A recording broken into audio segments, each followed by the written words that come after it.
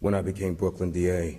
When I was running for the office last year, I told the people of Brooklyn that I felt that Brooklyn deserved better, that we should not have a reputation as a place where people were being framed for murders that they did not commit.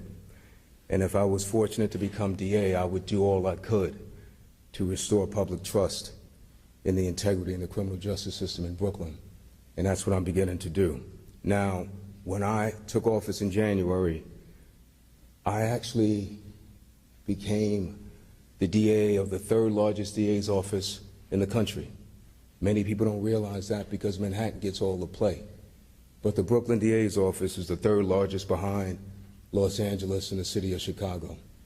I have over 500 prosecutors. I have almost 1,200 employees. But when I took office in January, there were about 100 cases at that time of wrongful conviction claims. But yet there were only 2 prosecutors. When I walked through the door, those 2 prosecutors didn't even sit next to each other. They were on different floors. They weren't even given the real resources to investigate these claims. They weren't given what we have a bunch of internal investigators. We call detective investigators. We got about 70 of them.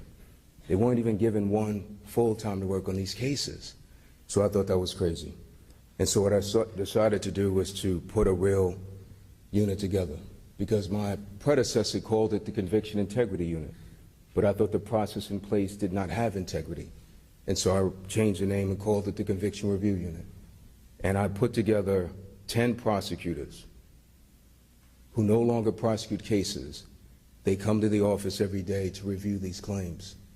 And I put together a team of investigators who are assigned to the Conviction Review Unit permanently to the prior administration.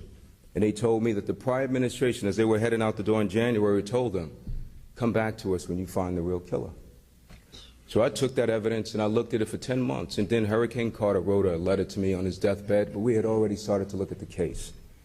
And I concluded that I believed that those confessions were false, that they were based on false-fed facts. And so I moved to vacate their conviction. And so I have other cases, and I see some of them are in here that are waiting for decisions. We don't have all the answers in Brooklyn, but I do think we're on the right path, because it starts with the DA.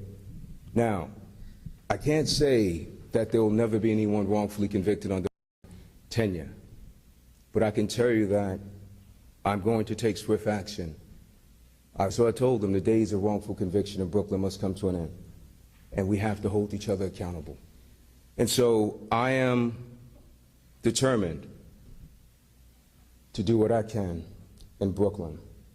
And hopefully other prosecutors will look at their cases as well around the country. Because no one in this room should want an innocent man to spend a day in prison for a crime they didn't commit. And I think that it's true that there is a mentality with some prosecutors. But I'm hopeful that you can look at the model that we're putting together in Brooklyn, which is, when you talk about the institutional bias, I turn to someone like Ron Sullivan, who doesn't have that institutional bias.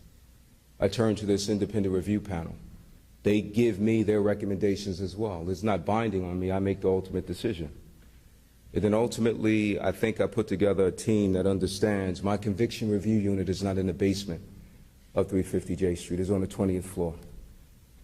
It's up there for a reason.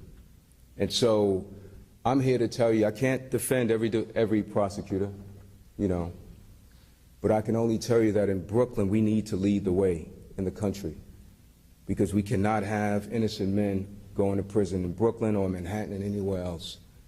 And I'll take the hits, I'll take the criticism, because I think that I ran for a reason. And I think that if I didn't win, I'm not sure that there wouldn't have been other people passing away in prison. I couldn't get to Willie Stuckey in time. I couldn't get to others in time. And so I'm going to call it like I see it in Brooklyn. That's all. Thank you.